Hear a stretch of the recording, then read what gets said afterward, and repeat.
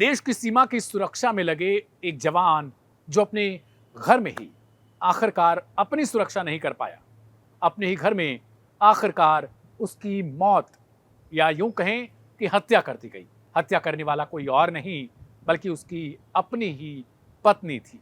ये पूरी कहानी तमाम सवाल खड़े करती है उस वक्त में जब सबको मॉडर्न लाइफस्टाइल जीने के लिए कहा जाता है और लोगों से कहा जाता है कि अपनी सोच को बदलिए। बीएसएफ के जवान नैन सिंह, जिनकी उम्र 38 साल, 2012 में उनकी शादी कोमल नाम की लड़की से हुई थी।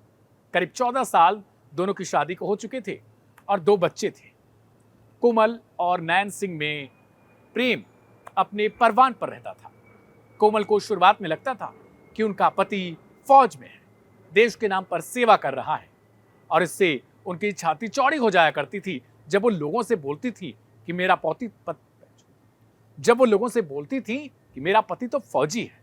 लेकिन कहते हैं कि कभी कभी प्यार भी बहुत जल्दी बदल जाता है और जब आदमी किसी का चुनाव सिर्फ और सिर्फ उसके रहन सहन, उसके पहनावे ओढ़ावे और उसकी कद पद को देखकर प्यार करता है तो नैन सिंह के साथ भी यही कुछ हुआ था।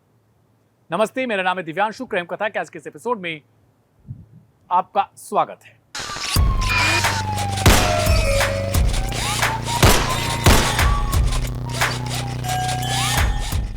मेरठ के धनपुर का रहने वाला नैन सिंह, जो गरीब दास का बेटा यानी उनके पिता का नाम गरीब दास, उम्र करीब 38 साल के आसपास बीएसएफ में जवान के पद पर तैनात था। पश्चिम बंगाल में ड्यूटी थी और हाल फिलहाल में 6 मार्च को ही अपने घर वापस लौटा था। 6 मार्च को नैन सिंह जब पश्चिम बंगाल में जहां उनकी तैनाती थी वहां से अपने घर के लिए रवाना होते हैं तो वह बहुत कुछ उम्मीदें लेकर आते हैं कि इस बार अपने परिवार के लिए बहुत कुछ करेंगे, क्योंकि पड़ोसियों से उनकी लड़ाई चला करती थी। देश की सुरक्षा के लिए वो लगे रहते थे सीमा पर। तब भी उनके मन में ख्याल आया करता था कि घर वाले मेरे कितने सुरक्षित होंगे, मेरी पत्नी, मेरे बच्चे, आखिर उनकी भी बहुत सारी आकांक्षाएं हैं।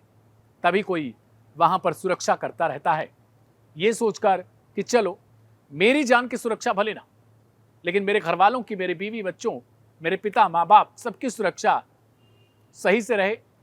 और यही सब कुछ सोचकर वो जब वापस लौट रहे थे तमाम अपने सपनों को लेकर, तो उन्हें इस बारे में जरा सी भी भनक नहीं थी कि शायद यही यात्रा उनकी अंतिम हो जाएगी और कोई उनका अपना ही बहुत बड़ा धोखा दे जाएगा।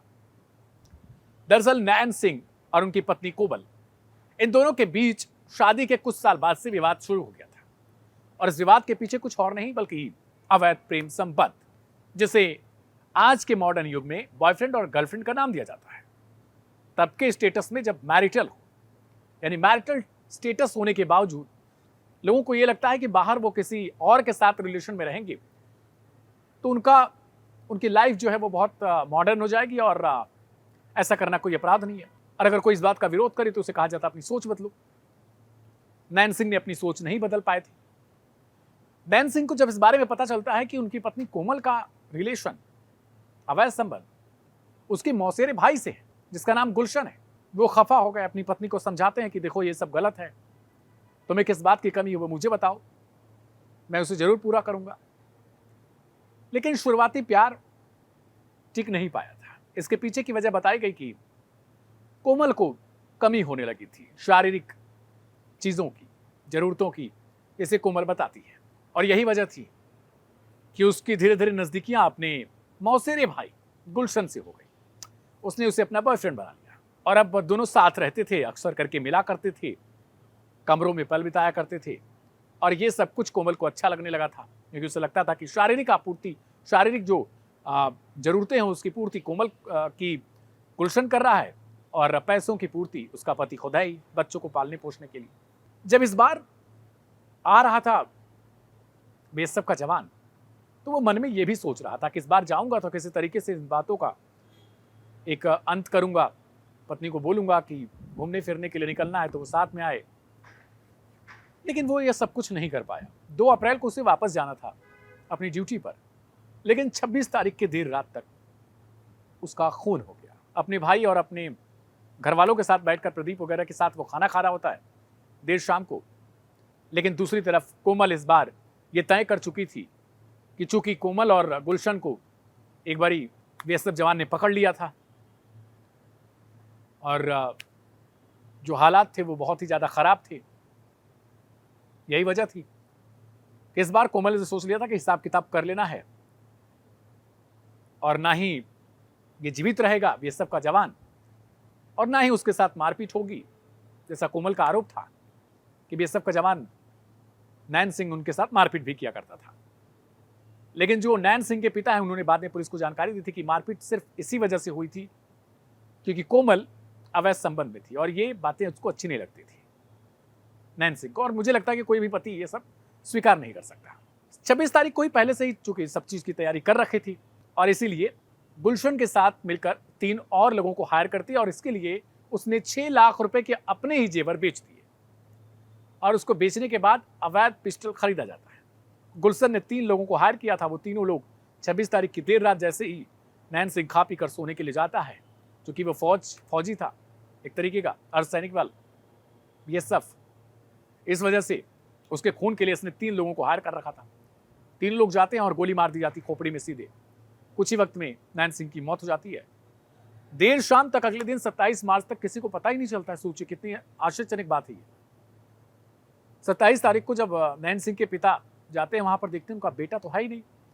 वो अपने नजदीकी थाने में एफआईआर दर्ज करवाते हैं और फिर पुलिस वहां पहुंचती है। जब पुलिस छानबीन करती है तो शुरुआत में जो शक जताया था उनके पिता ने नैन सिंह के, वो सब कुछ था अपने पड़ोसियों को लेकर। पड़ोसियों से जमीनी विवाद था। लेकिन बाद में पुलिस को एक और थ्योरी पता चलती है, वो ये कि नैन सिंह की पत्नी कोमल तो कई दिनों से, कई महीनों से अपने मायके में है। और क्यों है यही पता चलता है कि नैन सिंह और कोमल के बीच मनमुटाव हो चुका था। आखिरकार पुलिस वालों ने कोमल के मोबाइल फोन की डेटा को खंगाला, कॉल डिटेल को। उसमें पता चलता है एक नंबर पर कोमल से दिन रात बात की जाती है और उसी नंबर के सहारे गुलशन तक पहुंच बनती है और कोमल बाद में बेहोश होकर गिर जाती है जब पुलिस वाले उसे पकड़ते हैं। कुछ टाइम तक वो होश में नहीं आती, बाद में अपनी गलती स्वीकार कर लेती और कहती है कि मैं तो एक और शादी के चक्कर में पड़ गई, मैंने बहुत बड़ी गलती कर दी और आज मुझे पछताना पड़ रहा है। सुनिए पुलिस आखिर क्या कुछ बता रही है। देखिए, थाना इंचौली में 28 तारीख को दोपहर 3:55 पर डायल 112 पे सूचना प्राप्त हुई थी कि ग्राम धनपुर के रहने वाले नैन सिंह जी, जो बीएसएफ में कार्यरत जवान हैं और छुट्टी पर घर आए हुए थे, उनका गोली लगा हुआ शव बरामद हुआ है। उनके परिजनों द्वारा ये सूचना दी गई थी। इस सूचना पर तत्काल जो थाना प्रभारी इंचौली के रूप में कार्यरत बजरंग प्रसाद जी आईपीएस हैं, सीओ सदर देहात, और मैं और फॉरेंसिक टीम मौके पर पहुंचे थे। वहां पर जाने पर यह पता चला कि पिछली रात यानी 27-28 की रात्रि लगभग 1:40 पर कुछ आवाज पड़ोसियों को सुनाई पड़ी थी, परंतु चूंकि ये अकेले रहते थे इसलिए इन पर किसी का ध्यान इनके रिश्तेदारों का या पड़ोसियों का नहीं गया और अगले दिन ही यह पता चल पाया कि घर में एक बॉडी है। इस पर तत्काल कई टीमों का गठन किया गया था, क्योंकि ये बीएसएफ के सर्विंग जवान थे। इनके परिजनों द्वारा गांव के ही कुछ अन्य लोगों को रंजिशन नामजद कराया गया था, 4 लोगों को। उसमें पुलिस पर बड़ा दबाव था कि उन पर कार्रवाई की जाए, लेकिन इसमें फॉरेंसिक्स का यूज करते हुए कि गोली किधर से किधर ट्रेवल की है, इसमें बजरंग प्रसाद जी ने बड़ा अच्छा कार्य किया है। उसके आधार पर, टेक्निकल सर्विलांस के आधार पर एक सीसीटीवी हमें प्राप्त हुआ जिसमें घर से रोशनी बाहर आती दिखाई पड़ी, जिससे पता चला कि उस समय दरवाजा खोला गया था। और अन्य जानकारियां जब की गई टेक्निकल और ह्यूमन सर्विलांस से, तब ये पता चला कि मृतक नैन सिंह के जो मौसेरे भाई हैं गुलशन, उनका और नैन सिंह जी की पत्नी का, जो काफी समय से उनसे अलग रह रही थी, उनके बीच में संबंधों की बात आई थी, जिसको लेकर नैन सिंह जी द्वारा मृतक नैन सिंह जी द्वारा गुलशन से गाली गलौज किया गया था। इसी कारण ये हत्या की साजिश रची गई, जिसमें कोमल द्वारा अपनी ज्वेलरी को भी गिरवी रखा गया और उस पैसे को देकर गुलशन ने अपने कुछ दोस्तों को बुलाया और नैन सिंह जी की गोली मारकर हत्या कर दी। इसमें 5 लोगों को, जिसमें मृतक नैन सिंह जी की पत्नी, उनके मौसेरे भाई गुलशन और 3 अन्य लोग हैं, गिरफ्तार किया गया है।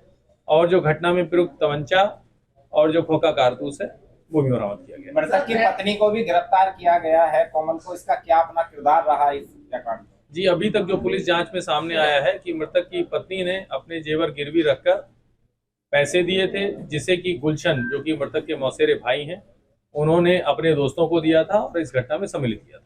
क्या सर मृतक जो था वो कोमल के अवैध संबंधों का विरोध करता था और गुलशन के और कोमल के कब से संबंध है?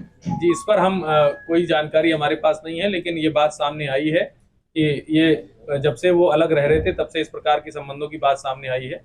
और जैसा कि प्रेस नोट में भी लिखा और मैंने भी आपको बताया है कि इसी कारण मृतक और उसके मौसेरे भाई के बीच में गाली गलौज हुई। सर कोमल ने अपनी ज्वेलरी बेची थी तो सुपारी की रकम ली थी, वो कितनी तय की गई थी? तो 3 शूटर है सर। शूटर नहीं है, ये इनके दोस्त हैं और ये घटना में प्रयुक्त तमंचा इत्यादि खरीदने के लिए रकम दी गई। तो सुना आपने किस तरीके से आखिर कोमल ने सिर्फ अपनी शारीरिक जो उसको लग रहा था उस वक्त अकेलेपन को दूर करने के लिए उसने न सिर्फ एक गलत रास्ते को चुना बल्कि एक ऐसे युवक की हत्या तक करवा दी जिसके साथ वो 14 साल से शादी के संबंध में थी। मतलब सब कुछ खत्म सिर्फ एक लालच में। क्राइम कथा के आज के इस एपिसोड को लेकर आपकी क्या राय है हमें कमेंट बॉक्स में जरूर लिखिए। मेरा नाम है दिव्यांशु, आप सभी को शुक्रिया, शुभ रात्रि, नमस्ते।